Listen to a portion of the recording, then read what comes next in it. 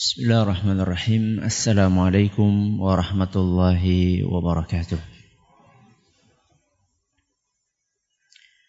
Alhamdulillahi wa kafa, wassalatu wassalamu ala rasulihil mustafa wa ala alihi wa sahbihi wa man iqtafa, amma ba'd. Kita panjatkan puja dan syukur kehadirat Allah tabaraka wa taala. Pada kesempatan malam yang berbahagia kali ini, kita kembali diberi kekuatan, kesehatan, hidayah serta taufik dari Allah Jalla wa'ala, sehingga kita bisa kembali menghadiri pengajian rutin tafsir kita ini di Masjid Agung Darussalam Purbalingga. Kita berharap semoga Allah Tabaraka wa Ta'ala berkenan untuk melimpahkan kepada kita semuanya ilmu yang bermanfaat, sehingga bisa kita amalkan sebagai bekal untuk menghadap kepada Allah Jalla wa'ala. Allahumma amin. Salam dan salam semoga senantiasa tercurahkan kepada junjungan kita Nabi besar Muhammad sallallahu alaihi wasallam, kepada keluarganya, sahabatnya dan umatnya yang setia mengikuti tuntunannya hingga akhir nanti.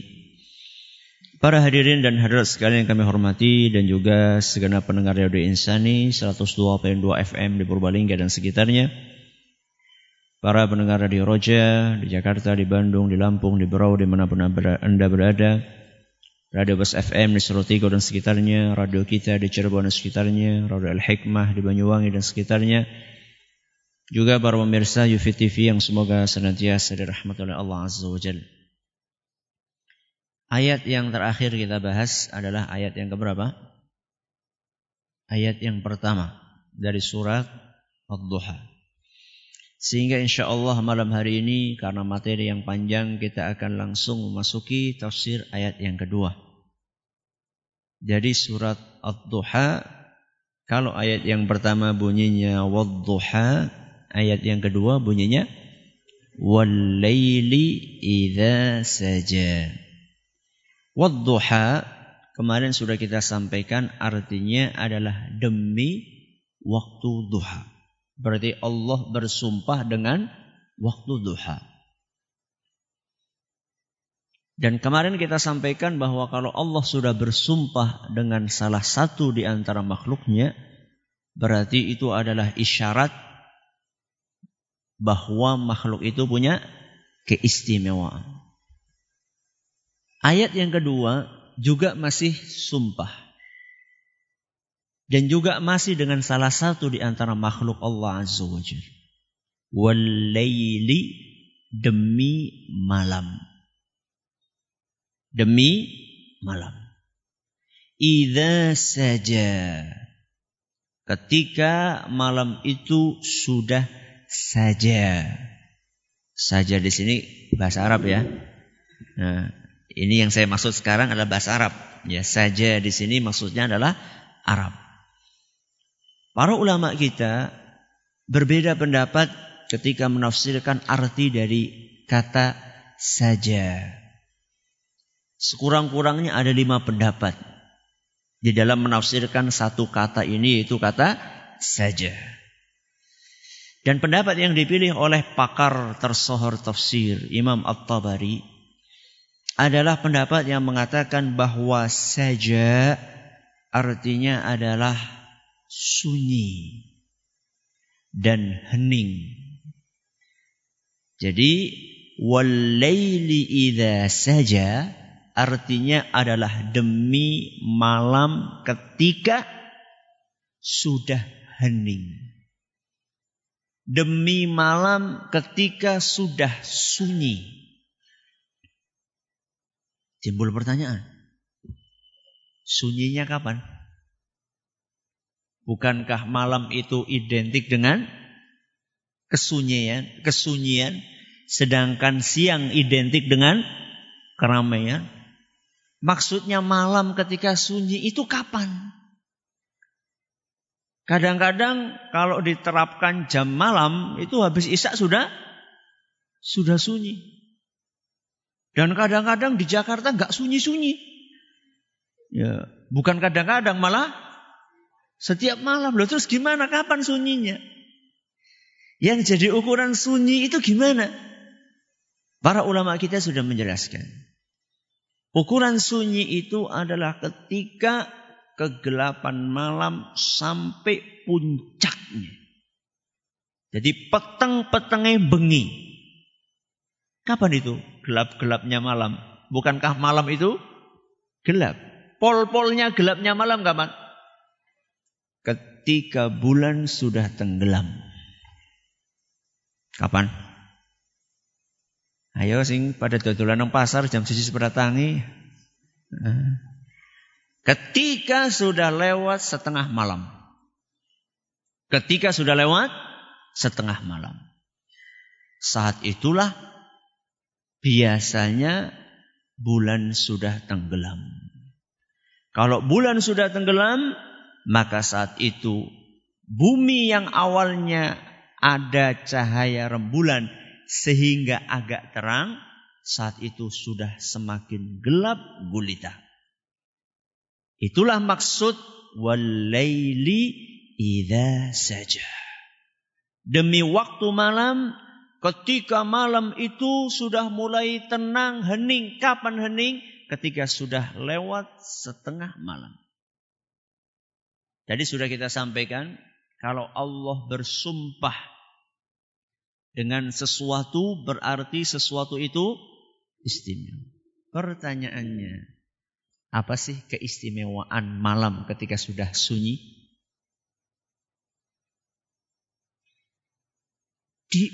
Tenang. Di antara keistimewaannya, kalau malam sudah sunyi itu adalah waktu favorit Rasulullah sallallahu alaihi wasallam untuk salat malam. Itu adalah waktu istimewa yang digunakan oleh Nabi kita Muhammad SAW untuk bangun malam. Makanya Allah berfirman dalam surat Al-Muzammil. Surat Al-Muzammil ayat 2, 3, 4. Ayat 2, 3, dan 4. Allah berfirman, Qumil laila illa qalila. Wahai Muhammad, bangunlah di malam hari untuk sholat malam kecuali sedikit. Maksudnya Rasulullah SAW supaya lebih banyak bangunnya dibanding tidurnya. Kalau kita banyak tidurnya dibanding bangunnya. Kemudian Allah menjelaskan ukurannya seperti apa banyaknya bangun malam itu. Nisfahu awin qusminhu qalila. Ya setengah dari malam lah untuk bangun malam. Awin qusminhu qalila atau kurangi sedikit. Setengah kurangi sedikit jadi berapa? Sepertiga. Au zid alaihi atau tambah sedikit. Berarti kalau enggak setengah, tambah dikit berapa? 2/3. Nah sekarang pilihannya ini. Setengah atau sepertiga atau 2/3. Kita pilih yang mana? 2/3 apanya? Tidurnya? Bangunnya, Masya Allah. Jadi kenapa kok dipilih malam ketika sudah sunyi? Karena itu adalah waktu favorit Nabi SAW untuk bangun malam. Dan seorang mukmin ketika malam hari itu dia bukan hanya mencari kekuatan fisiknya saja dengan istirahat yang panjang. Jadi seorang mukmin di malam hari bukan untuk mencari kebugaran fisik buat istirahat saja. Akan tetapi seorang mukmin di malam hari dia mencari sumber energi yang dahsyat. Dari mana dia mencari sumber energi itu? Ketika dia menyadari bahwa Allah turun ke langit dunia.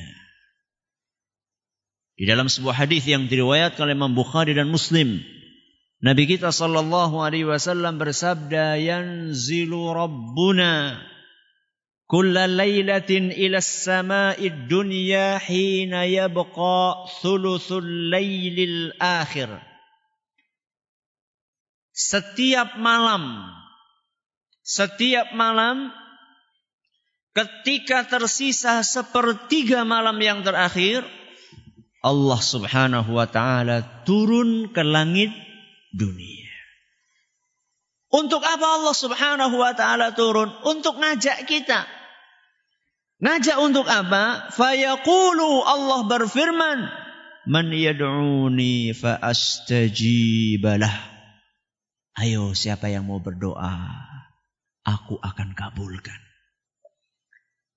Wa man yas'aluni fa u'tiyah. Barang siapa yang pengen minta, aku akan kasih, kata Allah.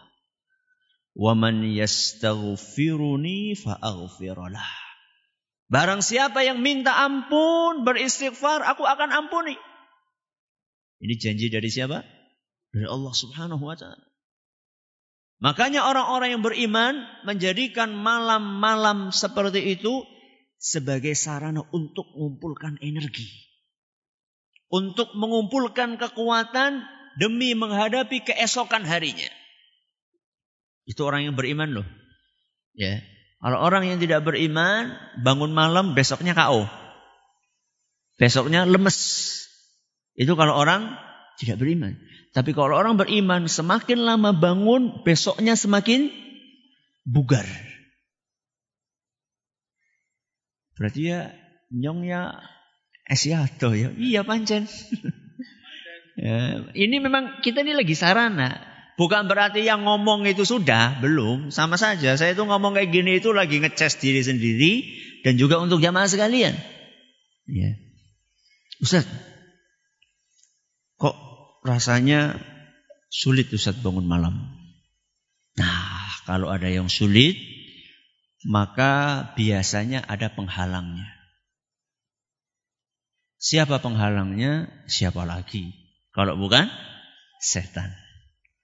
Makanya dalam hadis riwayat Bukhari dan Muslim, Rasulullah SAW bersabda, "Ya'qidu syaitanu ala qafiyati ra'si ahadikum 3 uqadin idza nam." Setiap kita tidur, setan selalu membuat 3 ikatan di tengkuk kita. Setiap mau tidur, berarti akeh banget ya sing dijiret ya. Itu bukan urusan kita, enggak usah dipikirin itu udah tugasnya setan itu. Jadi kita enggak usah anak muda enggak usah kepo. Itu udah urusannya setan itu sudah, ya. Setiap kita tidur, setan akan ngikat 3 ikatan. Ya.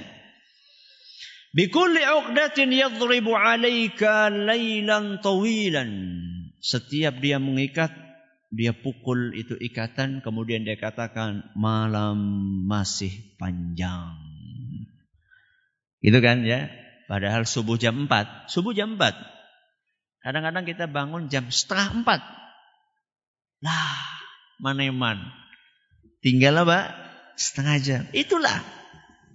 Jadi setiap ikatan setan selalu memprovokasi kita. Masih panjang, masih panjang, masih panjang. Terus bagaimana supaya lepas itu? Nabi SAW mengatakan, فَإِذَا اسْتَيْقَظَ فَذَكَرَ اللَّهَ انْحَلَّتْ عُقْدَةٌ. Seandainya dia bangun, baca doa, maka tali yang pertama akan lepas. Tali yang kedua lepas bagaimana? فَإِذَا تَوَضَّأَ. Seandainya dia wudu. Jadi setelah bangun, segera wudu. Tali yang kedua lepas. فَإِذَا صَلَّنْ حَلَّتْ الْعُقَدْ. Seandainya dia salat, baru kemudian tali yang ketiga lepas. Berarti kalau misalnya cuma bangun saja untuk pipis, balik lagi, berarti baru 1 yang lepas. Dan kalau nggak doa berarti nggak lepas. Bukan masalah bangunnya, bangun dan doa. Jadi salah satu penyebab kita sulit bangun malam adalah karena godaan siapa? Setan. Makanya pernah ada seorang yang datang kepada Rasul SAW, menceritakan tentang seorang sahabat yang dia itu semalaman tidur sampai pagi. Semalaman tidur sampai pagi. Bahkan sampai tidak sholat. Maka apa komentar Nabi SAW? Dzaka rajulun. Bala syaitanu fi udhunaih. Itu orang dikencingi setan di kedua telinganya. Nun sewu, ya, yang pada enggak subuhan, ya, yang enggak pada subuhan itu tandanya telinga kita dikencingi setan. Orang mau pesing ya Ustaz ya. Ya orang kudu nek pesing malah kok. Ya, enggak harus. Itu kan sesuatu yang sifatnya gaib. Hadis riwayat Bukhari dan Muslim. Lah terus Ustaz, kalau setan itu berusaha seperti itu mengencingi kita, mengikat tali dan seterusnya, apa kira-kira ada trik, ada cara yang akan membantu kita bisa bangun malam? Inilah yang pembahasannya agak panjang. Makanya tadi kita enggak baca suratan seperti biasanya. Di hadapan saya ada sekitar berapa ya? Agak banyak ini. 5 kayaknya. Ya, kalau kurang nanti kasih tahu ya. Yang pertama, yang bisa membantu tips kiat yang bisa membantu kita untuk bangun malam, dan saya juga akan berusaha mempraktekkan. Jadi kita sama-sama belajar. Ya, yang pertama, pasang niat yang ikhlas. Ini yang pertama. Pasang apa? Niat yang ikhlas.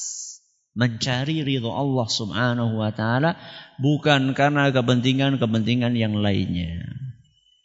Biasanya kalau orang bangun malam untuk kepentingan duniawi, begitu dapat kepentingannya biasanya mandek. Contohnya pengen diangkat PNS. Yo, tahajudnya rutin banget. Bareng jadi PNS mandek. Tapi kalau niatnya tulus, ikhlas karena Allah Subhanahu wa taala, dengan izin Allah akan langgeng. Ya. Kenapa bangun malam? Mencari ridho dari Allah Subhanahu wa taala. Dan ini akan membuat ringan. Makanya para ulama kita dahulu, demi menjaga niat yang ikhlas tadi, mereka sangat merahasiakan yang namanya bangun malam. Mereka saking untuk menjaga apa tadi? Niat. Mereka sangat menyembunyikan, merahasiakan sholat malam mereka. Saya kasih contoh, ada seorang ulama namanya Tamim Ad-Dari, seorang sahabat Nabi SAW. Tamim Ad-Dari radhiyallahu anhu. Suatu hari ada orang mendatangi beliau dan bertanya, "Kaifa salatuka bil lail?" Wahai Tamim, ceritakan kepada kami salat malammu.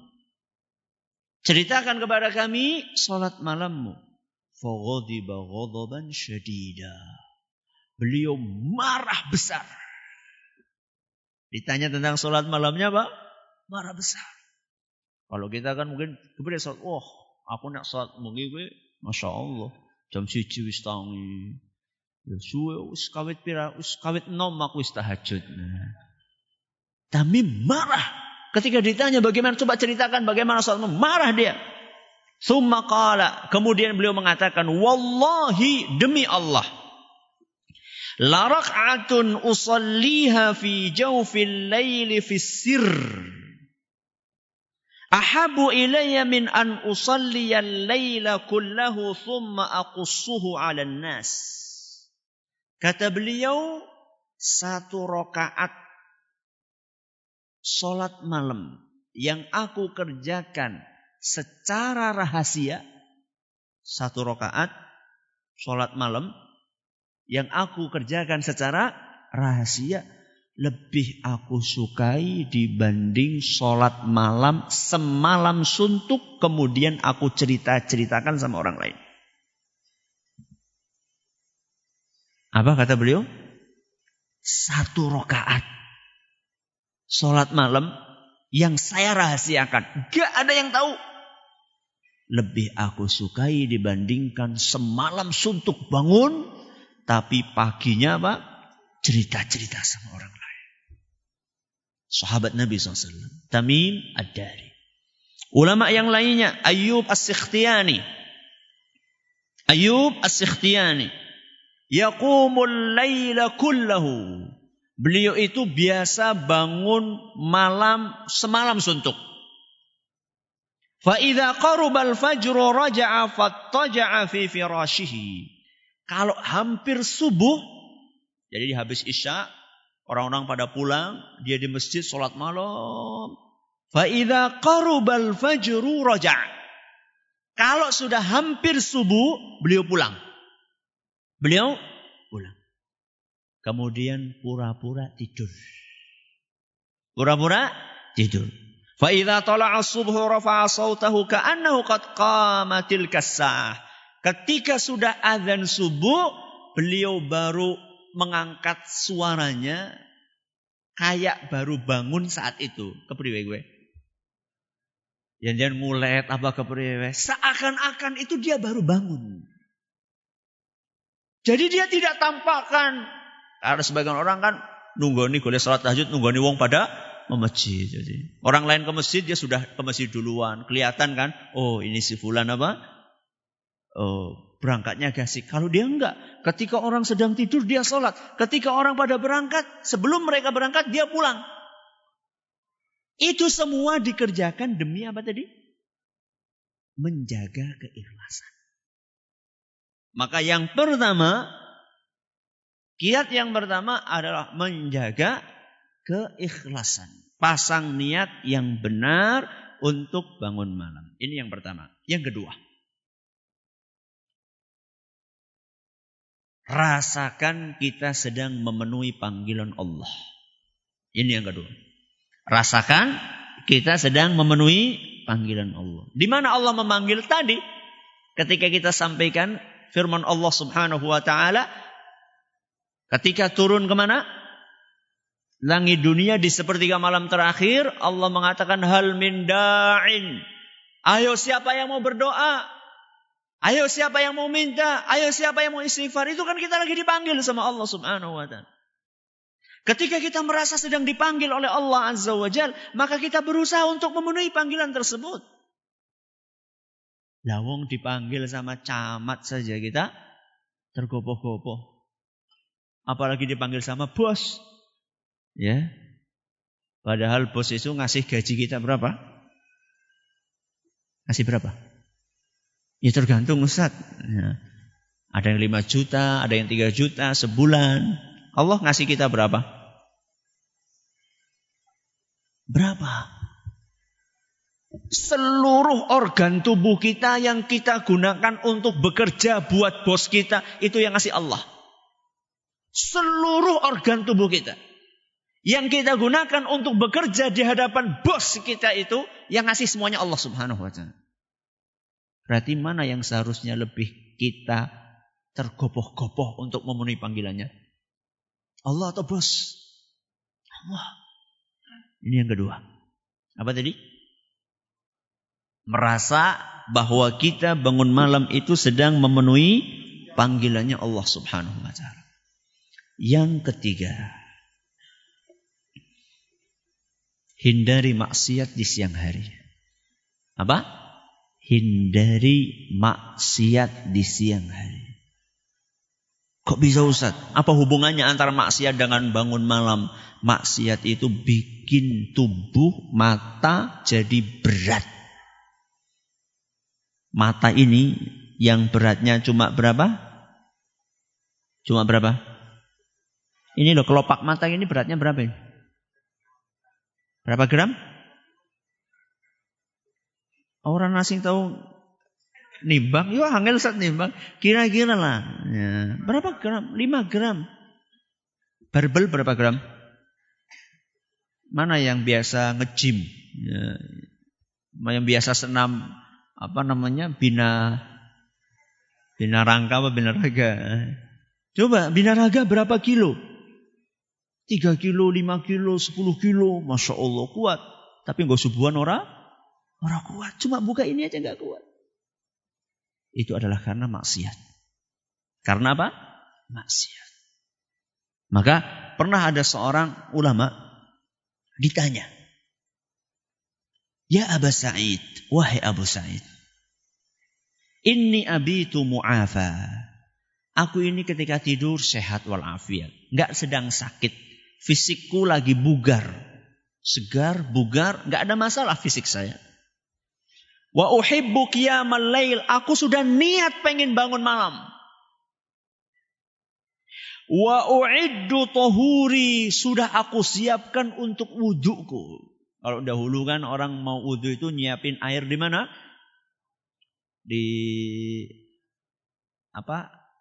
ceret ya, kedi ya. Kalau dulu pakai gitu. Kalau sekarang kita bak wis kebek ya. Sudah saya isi. Kalau mungkin masih ada yang nimba, sudah saya isi tongnya itu, sudah saya nimba sebelum tidur. Intinya dia itu memang betul-betul sudah niat pengen bangun. Fama balila aku, kok bisa aku gak bisa bangun? Kok bisa-bisanya saya gak bangun? Padahal saya sudah pengen bugar, nyiapkan semuanya.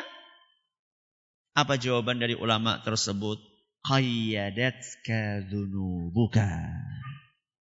Kamu itu terikat dan terbelenggu oleh dosa-dosa yang kamu kerjakan. Kamu itu gak bisa bangun karena terikat dosa-dosamu. Tanganmu terikat dengan dosa-dosa tanganmu. Matamu terikat dengan dosa-dosa matamu. Karena siang harinya matanya jelalatan. Makanya berat sekali matanya karena terikat dengan perbuatan dosa yang dilakukan. Semangatnya juga lemes karena tempatnya semangat yaitu hati digunakan untuk berbuat maksiat. Suudzon kepada orang lain. Sombong. Gak ikhlas. Ria. Itu kan penyakit hati semuanya. Dan semangat ada di situ. Semangatnya melempem karena tempatnya semangat tadi digunakan untuk perbuatan dosa. Akhirnya terikat. Terbelenggu dengan dosa yang dia kerjakan. Sufyan Ats-Tsauri. Seorang ulama terkenal. Beliau pernah mengatakan, hurimtu qiyamal laili 5 ashhurin. Aku pernah gak bisa sholat malam 5 bulan. Berapa? 5 bulan. Kalau kita berapa bulan?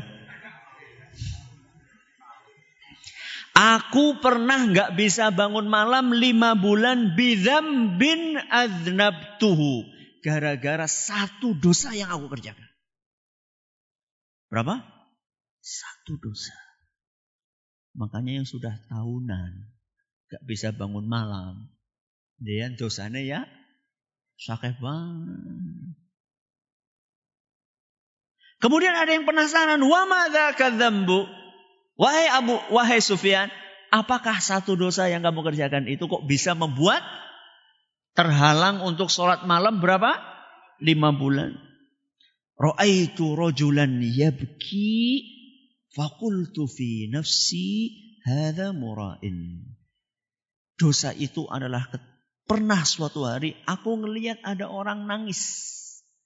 Mungkin berdoa dia menangis, dia berzikir dia menangis.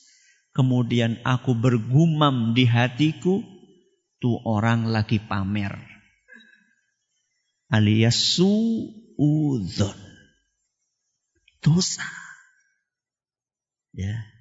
Lihat orang sedekah. Wah, kayak lagi pamer. Anu arep nyalon ya.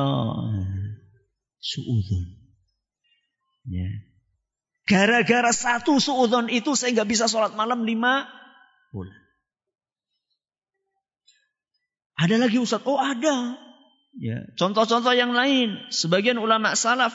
Beliau mengatakan kam min aklatin mana'at qiyamal lail. Betapa banyak sesuap makanan yang menghalangi seseorang untuk bangun malam. Sesuap. Satu suap makanan, entah itu makanan dari syubhat atau mungkin makanan yang jelas-jelas haram. Apalagi yang setiap hari makanannya haram. Karena mata pencahariannya haram. Bagaimana mungkin akan bisa bangun malam? Satu suap makanan yang haram saja akan menghalangi seorang untuk bangun malam. Bagaimana dengan yang gajinya semuanya haram? Kemudian beliau melanjutkan. Wa kam min nadratin harramat qira'atas surah. Dan betapa sering satu pandangan mata menghalangi seorang untuk bisa membaca satu surat Al-Quran.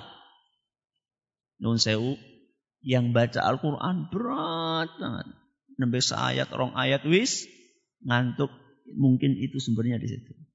Satu pandangan haram akan membuat orang tidak bisa membaca satu surat Al-Quran. Lah kalau misalnya pandangannya cuma satu tapi 3 jam gimana Ustaz? Nonton maksudnya, nonton. Ya. Nonton film yang enggak benar. Ya. Enggak tahu berapa surat. Padahal ini cuma satu pandangan saja. Kemudian beliau mengatakan wa innal 'abda la ya'kulul aklata aw yaf'alu fi'latan fayahrumu aw fayuhramu biha qiyamu sanah. Dan betapa banyak seorang hamba yang gara-gara satu suap makanan atau satu perbuatan dosa, dia terhalang untuk bisa bangun malam selama 1 tahun penuh. Na'udzubillahi min dzalik. Ini yang keberapa ini? Yang ketiga. Yang keempat. Usahakan tidur siang. Apa? Usahakan tidur siang. Tidur siang itu idealnya kalau enggak sebelum zuhur, ya ba'da zuhur. Lah, sing ngantor kepriwe iki Ustaz? Nanti tolong ya, jangan ada yang sebelum zuhur mengmusola pada turu. Nembe ngaji mumpungi Ustaz. Ya. Kalau memang ada waktu, alhamdulillah, itu sangat membantu. Karena memang tidur siang itu sunnahnya Nabi SAW. Walaupun cuma sebentar. Setengah jam. 1 jam. Kalau punya waktu seperempat jam, ya enggak apa-apa, seperempat jam. Ya. Ada sebagian orang itu, subhanallah, cepat banget tidurnya, cepat banget bangunnya. Ada sebagian orang diberi keistimewaan seperti itu. Dahulu ayahanda kami, Allah yarham, Ustaz Zaini Muhayyad, itu gampang banget untuk tidur. Jadi begitu tidur sebentar, baru sebentar aja sudah les. Nanti dibangunin, cuma diginikan, Bi ada tamu, glek, langsung bangun. Ada sebagian orang seperti itu. Ada sebagian orang cepat tidurnya, bangunnya cepat. Ada sebagian orang cepat tidurnya, bangunnya sulit. Ada sebagian orang tidurnya sulit, bangunnya sulit. Ada sebagian orang sulit tidurnya, bangunnya gampang. Ya, milih sing endi. Jadi, tidur siang sangat membantu. Karena apa? Karena kita kayak nyeving tenaga. Dengan tidur siang itu nyeving tenaga untuk malam harinya. Makanya Nabi SAW berpesan, kilu, tidur sianglah kalian. Ini perintah dari Nabi SAW. Kemudian beliau mengatakan, fa inna syayatina la taqil. Sesungguhnya setan tidak tidur siang. Apa kata Nabi? Tidur sianglah kalian, sesungguhnya setan tidak tidur siang. Tolong nanti jangan mengatakan kepada temannya, kamu itu. Ini Nabi sedang menceritakan perilakunya siapa? Setan. Hadis riwayat Tabarani dan dinyatakan sahih atau hasan oleh Syekh Al-Albani. Ini keberapa? Ini yang keempat. Keempat kan? Iya. Sekarang yang kelima. Yang kelima, jangan banyak makan. Jangan apa? Banyak makan. Makan secukupnya. Secukupnya pira? Makan seperlunya. Ya, makan seperlunya. Nabi kan menggambarkan sepertiga untuk makanan, sepertiga untuk udara, sepertiga untuk minuman. Ya, sepertiga untuk makanan, sepertiga untuk minuman, sepertiga untuk udara. Itu ideal. Sepertiga ya. Sepertiga. Cuman sepertiganya saya sama sepertiganya dengan beda. Tidak apa-apa. Karena perut kita beda-beda. Tidak apa-apa. Tapi tolong disiplin sepertiga. Jadi jangan sampai tubuh kita sama tapi sepertiganya beda. Kalau tubuhnya beda enggak apa-apa, sepertiganya beda. Mungkin sepertiganya saya sama jenengan baru dapat 1/4, enggak apa-apa. Akan tapi masing-masing ngukurnya si kepriwe Ustaz, apa enggaknya di senti ini, enggak harus lah. Diperkirakan saja. Karena ada sebagian orang ketika lagi walimahan kan, lagi resepsi pernikahan, kan jejer-jejer itu. Ada soto, ada bakso, somai, sate, kambing guling. Semuanya wah kesempatan ki kapan maning ki. Jajali kabeh. Nuwun sewu ketika antep metune bukan angin. Kalau antep kan metune angin, ini enggak, antep metune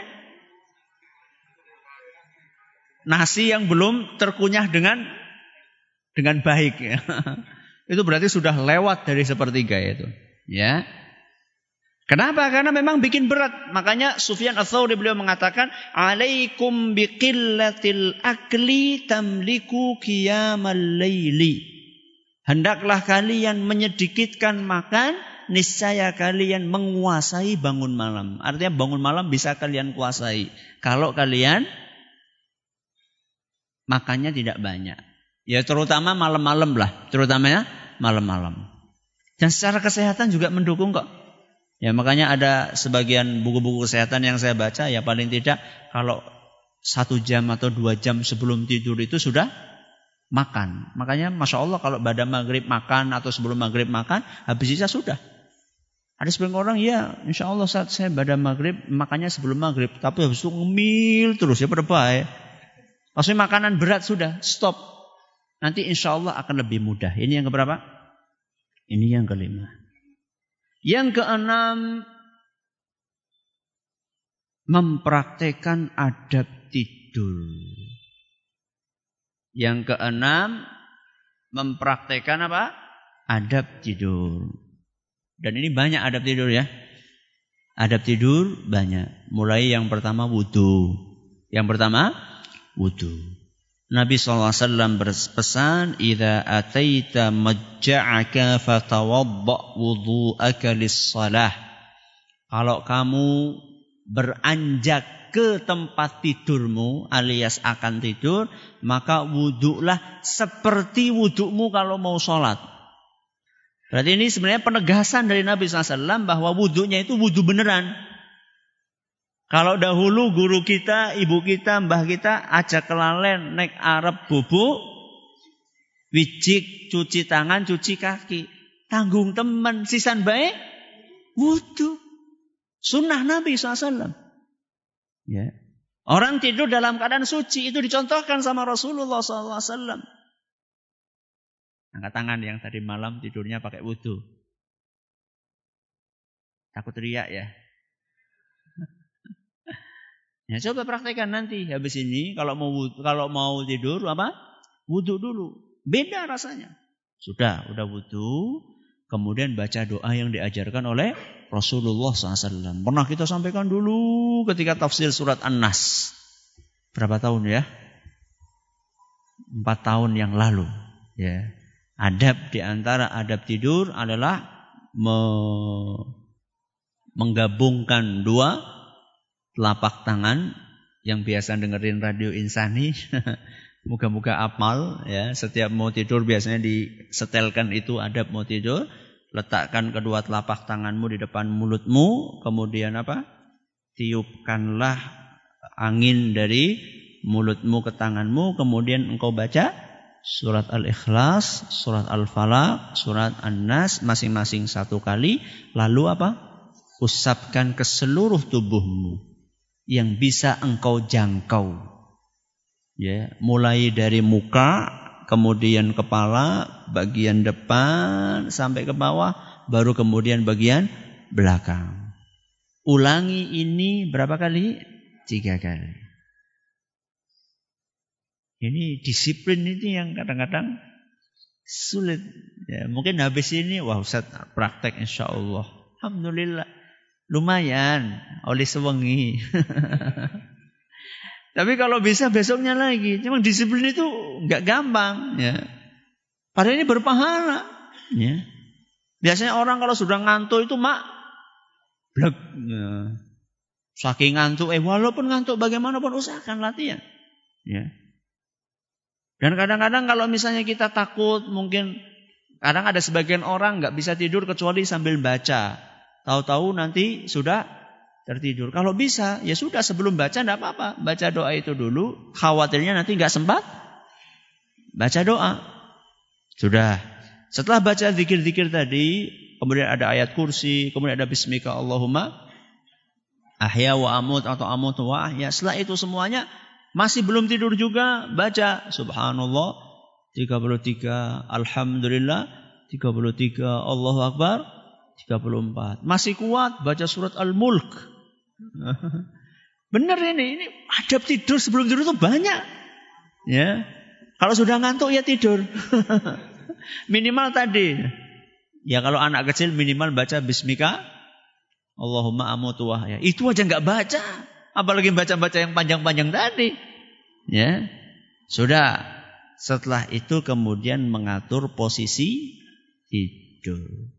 Yang diajarkan oleh Nabi kita Muhammad sallallahu alaihi wasallam adalah tidur di mana? Sebelah kanan. Alias bagian tubuh sebelah kanan itu di bagian bawah. Itu namanya miring ke sebelah kanan. Tsummal yattaji' ala syiqqihil ayman. Hendaklah dia itu tidur dengan cara bagian tubuh sebelah kanan di bagian bawah.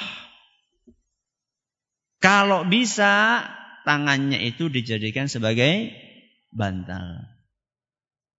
Siapa kepenak teman Ustaz tidur seperti itu. Memang awalnya nggak enak, apalagi yang nggak terbiasa, apalagi yang biasanya tidurnya tengkurap.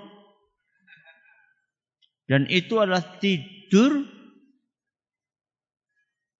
yang dibenci oleh Allah dan Rasulnya SAW. Ya, gaya tidur apa? Tengkurap. Ya. Makanya dibiasakan dari kecil anak-anak itu. Ustaz kalau belum terbiasa dibiasakan, lama-lama akan enak. Dulu ketika saya belum tahu tentang adab ini, saya biasa tidur rumah madep mana. Begitu nyoba yang madep kanan itu memang rasanya nggak enak. Ya. Tapi kemudian setelah terbiasa, malah kalau menghadap ke yang lainnya malah gak enak. Dan kemudian belakangan para dokter membuktikan bahwa dengan tidur menghadap ke kanan lebih sehat. Untuk jantung, untuk ini. Itu belakangan. Tanpa ada penelitian dokter kita sudah percaya dengan tuntunan Nabi SAW. Bahwa itu yang terbaik. Syukur-syukur adalah penelitian dokter itu sekedar sebagai penguat saja. Kalaupun gak ada penelitian dokter gak ada masalah. Yang penting kita yakin ini tuntunan dari siapa? Rasulullah SAW, dan itu pasti yang terbaik. Menghadap kanan. Ya, ini yang keberapa ini? Yang keenam. Yang ketujuh, yang terakhir, tidur gasik. Apa? Tidur gasik. Tidur gasik cepat. Ya, habis isya kalau bisa segera tidur. Kecuali kalau ada urusan yang penting. Itulah pesan dari Rasulullah SAW dalam hadis riwayat Bukhari. Kana yakrahun nauma qablaha wal haditha ba'daha. Rasulullah SAW membenci tidur sebelum isya dan ngobrol setelah isya. Rasulullah SAW membenci tidur sebelum isya dan ngobrol setelah isya. Makanya kalau tidak ada kepentingan yang mendesak, habis isya tidur. Kebiasaannya sebagian kaum muslimin, habis isya dadakan nonton. Apa mending filmnya apik-apik. Dan biasanya film yang bagus-bagus dibikin jam 10, jam 11, bablas sudah. Aduh Ustaz, anak biasanya habis isya langsung tidur. Terus jam 3, jam 2, jam 1 bangun. Ada apa? Ada bola Ustaz. Kalau untuk bangun malam nonton bola bisa. Kalau untuk tahajud berat. Nah, itu mencurigakan itu. Ya, ini ada berapa tadi? Ada 7. Semoga bermanfaat. Masih ada sebenarnya yang lainnya, tapi kita cukupkan sampai di sini. Mudah-mudahan bisa kita praktekkan untuk menjemput keistimewaan keheningan malam yang Allah isyaratkan dalam ayat yang kedua dari surat Ad-Duha, wal laili idza saja. Demi waktu malam ketika sudah hening atau sunyi. Wallahu taala a'la wa alam. Semoga bermanfaat buat kita semuanya. Untuk pertanyaan-pertanyaan bisa nanti ditanyakan setelah salat Isya insyaallah. Terima kasih atas perhatiannya, mohon atas segala kekurangannya. Kita tutup dengan membaca subhanakallahumma wa bihamdika asyhadu an la ilaha illa anta astaghfiruka wa atubu ilaik. Assalamualaikum warahmatullahi wabarakatuh. Bismillahirrahmanirrahim. Alhamdulillahirabbil alamin wassalatu wassalamu ala nabiyina Muhammadin wa ala alihi wa sahbihi ajma'in wa ba'd.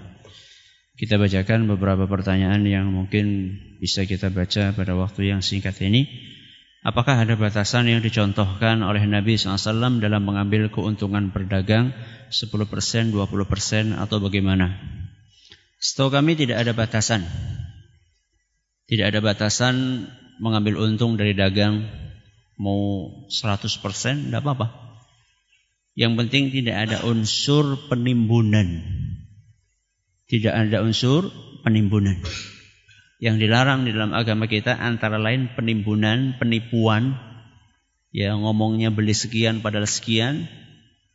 Selama tidak ada unsur-unsur yang dilarang, penipuan, penimbunan, ya dan yang semisalnya, maka tidak apa-apa mengambil keuntungan sekian persen, tidak ada masalah. Ini setahu kami. Bolehkah kalau sebelum tidur saya mendengarkan murattal atau mendengarkan kajian di radio? Terima kasih. Kalau bacaan Al-Quran dikhawatirkan nanti akan terus-menerus menyala, maka sebaiknya tidak. Ya, sebaiknya tidak. Kalau kajian tidak apa-apa. Kalau pengajian tidak apa-apa, karena Al-Quran itu disetel bukan untuk bukan untuk nganggur gitu loh. Al-Quran setelah jenengan tidur kan Al-Qurannya apa? Nganggur. Jadi Al-Quran itu disetel untuk kita dengarkan, untuk kita simak.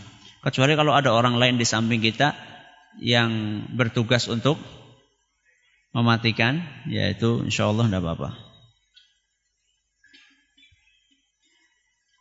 Bolehkah membaca doa ketika sujud? Jika boleh, apakah boleh diucapkan? Apa cukup di dalam hati saja? Boleh.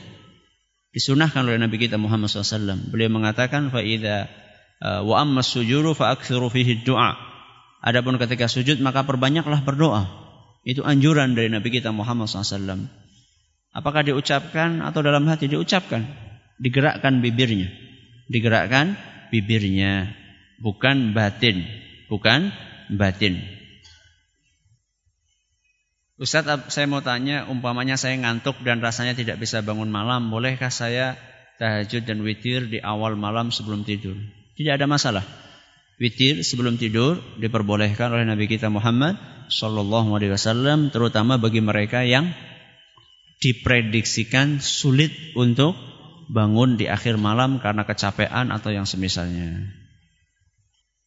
Ustadz, yang dinamakan menyimpan atau menyembunyikan keburukan sama muslim itu bagaimana? Kalau kita tahu dia mencuri, apakah kita diam saja? Kalau memang kita tahu dia mencuri dan polisi nyari, ya kita harus kasih tahu. Ya, untuk maslahat umum. Karena kalau dibiarkan nanti bisa semakin menjadi-jadi. Ya. Contoh misalnya yang tidak merugikan orang lain, ya, menyembunyikan aib yang tidak merugikan orang lain. Misalnya teman kita nonton, itu kan maksiat untuk diri dia. Gak usah kita cerita-ceritakan sama orang lain, kita nasihati aja langsung. Ya. Tapi kalau kayak mencuri, membunuh, ya, kemudian merampok, memperkosa, itu perbuatan-perbuatan yang perbuatan dosa yang efeknya luas. Maka seperti itu tidak ada masalah untuk melaporkan, bahkan dianjurkan seandainya memang dia itu perilakunya sudah menjadi tabiatnya melakukan hal-hal buruk di atas. Ustaz, kalau sholat sering tidak khusyuk, apakah sholat saya diterima dan mendapat pahala? Pahala seseorang itu tergantung sejauh mana dia khusyuk di dalam sholatnya. Semakin khusyuk maka pahalanya semakin besar. Makanya disebutkan dalam sebuah riwayat bahwasanya seseorang tidak akan mendapatkan pahala dari sholatnya illa ma'aqalah, kecuali sebanyak dia meresapi khusyuk di dalam sholatnya. Jadi semakin dia banyak khusyuknya maka semakin besar pahalanya, semakin minim khusyuknya maka akan semakin minim pahalanya. Ustaz, apakah KB dalam Islam haram? Apa maksudnya KB? Kalau maksudnya memutus, memutus apa istilahnya itu?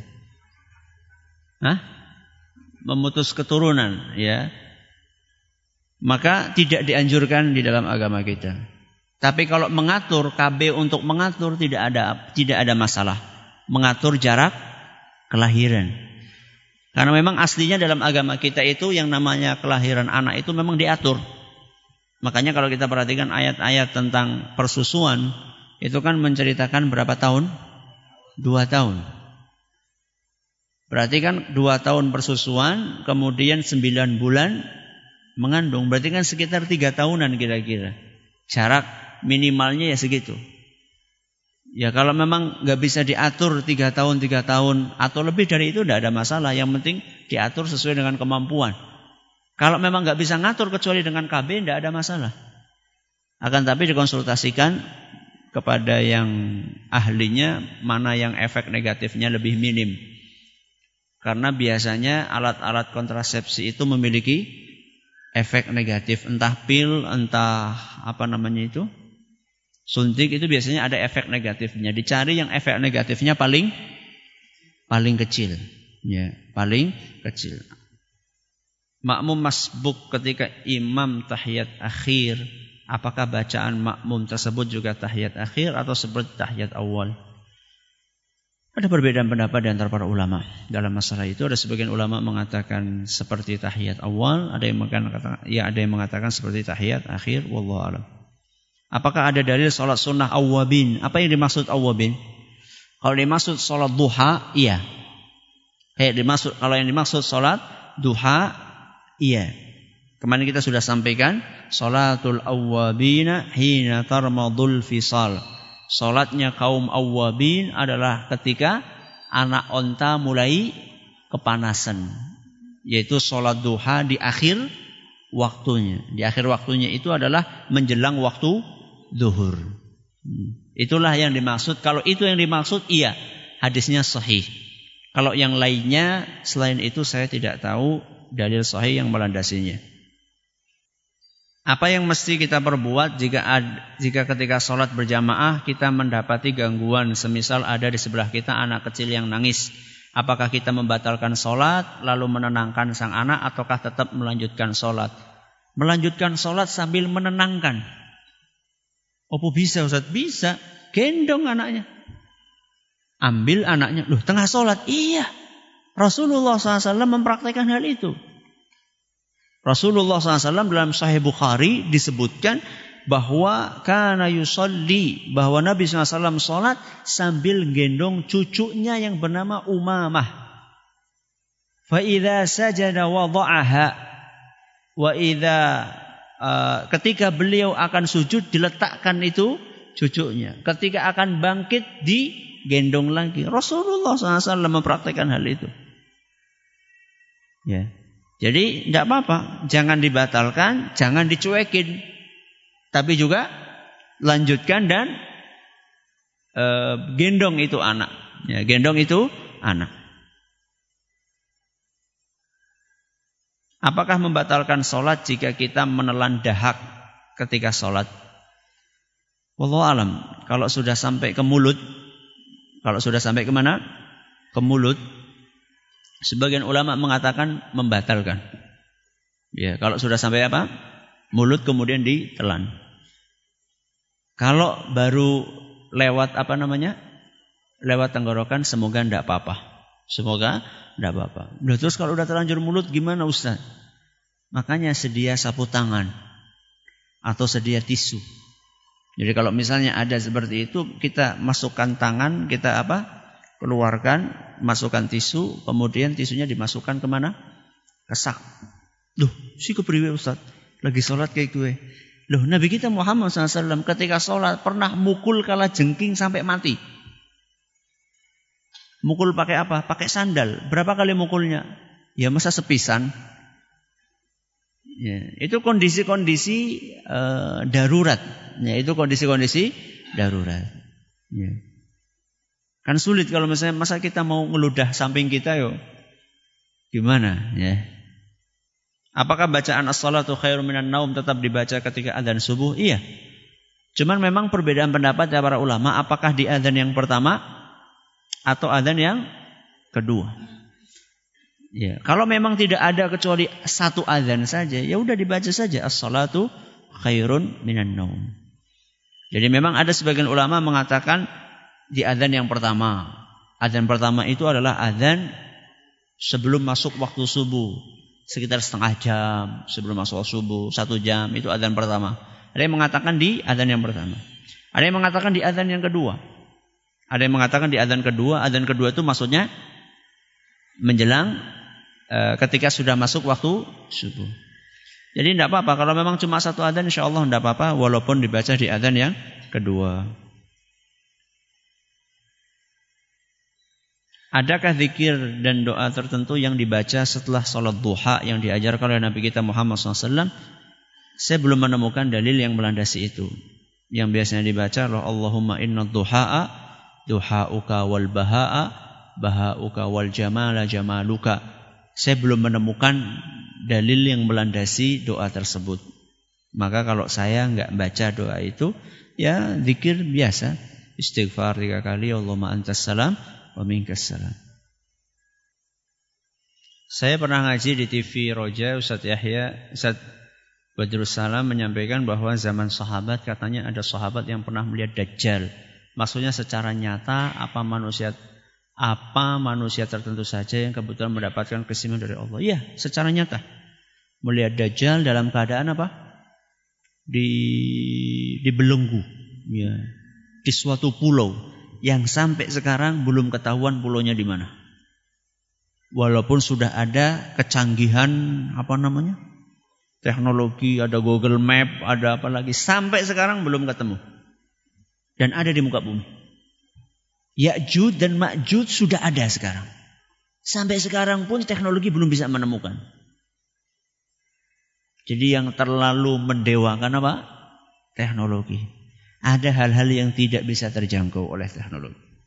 Dajjal sudah ada. Dan ketika zaman Nabi SAW, sahabat itu melihat langsung Dajjal. Ya. Diantarkan sahabat itu ketika terdampar di suatu pulau, diantarkan oleh seorang binatang yang bisa ngomong, namanya Jassasah binatang tersebut.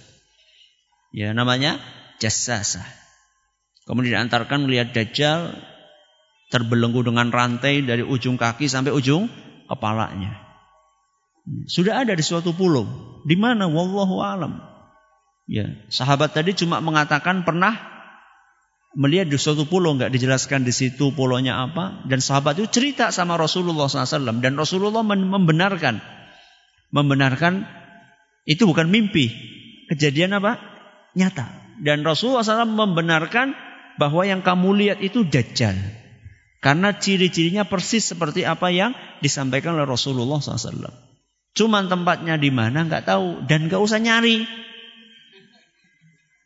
kurang gayan. Ya, buat apa nyari Dajjal? Mau salaman? Gak ada keutamaannya salaman sama Dajjal. Ya. Nabi SAW menganjurkan kalau ketemu Dajjal supaya nyingkir. Ini malah pengen salaman, kurang gayan. Seperti orang, saya pengen ketemu jin Ustaz. Buat apa ketemu jin? Ya, sampai bela-belain baca surat apa gitu biar ketemu jin. Gak ada keistimewaannya ketemu jin. Ya. Mendingan ke masjid, sholat yang bagus gitu ya. Sholatnya bolong-bolong, kepengen ketemu jin. Buat apa? Ya. Gak ada manfaatnya. Gak ada manfaatnya. Begitu ketemu beneran Melayu, orang bisa turu. Gak ada manfaatnya. Kita hindari hal-hal yang tidak ada manfaatnya. Kata Nabi SAW, min husni islamil mar'i tarkuhu ma la ya'ni. Di antara ciri bagusnya Islam seseorang ketika dia meninggalkan hal-hal yang tidak bermanfaat. Jadi kalau pengen tahu kualitas keislaman kita, lihat kita ninggalkan hal yang tidak bermanfaat enggak? Kalau kita masih kepo tadi ya. Ya, pengen cari tahu sesuatu enggak bermanfaat, itu berarti Islam kita kualitasnya masih rendah. Ya, masih rendah. Oh ya, ini tadi ada pesan dari pemuda, saya lupa mengumumkan pengajian Sabtu besok ba'da asar oleh Ustaz Ja'far Saleh dari Jakarta dengan tema dakwah keras atau lembut. Dakwah keras atau lembut, tempatnya di Masjid Agung Purbalingga ba'da asar hari Sabtu besok ini. Berarti besok Jumat Sabtu Kamis Jumat Sabtu. Di Masjid Agung ini ba'da asar. Terus pengajian berikutnya saya ngisi di Masjid Utsman bin Affan, masjid baru. Yang di dekat mana? Pasar Segamas. Ya, masjid yang bentuknya apa itu? Segi lima. Ya, yang bentuknya segi lima di di komplek Pasar Segamas dengan tema kunci rizki berkah. Kunci rizki berkah ben para bakul rizkinya pada barokah. Ya, ini hari Selasa ba'da zuhur. Ustaz, waktunya tidur siang Ustaz. Sebelum zuhur tidurnya. Ya, pengajiannya ba'da zuhur karena memang sebelum pedagang pada pulang ya. Sebelum pedagang pada pulang supaya ngaji dulu. Ini mungkin enggak tahu, mungkin sekalian peresmian masjid atau bagaimana, enggak tahu saya. Hari Selasa pekan depan tanggal 19 Januari. Wallahu ta'ala wa alam. Terima kasih atas perhatiannya. Mohon maaf segala kurangnya. Kita tutup dengan membaca subhanakallahumma bihamdika asyhadu an la ilaha illa anta astaghfiruka wa atubu ilaik. Assalamualaikum warahmatullahi wabarakatuh.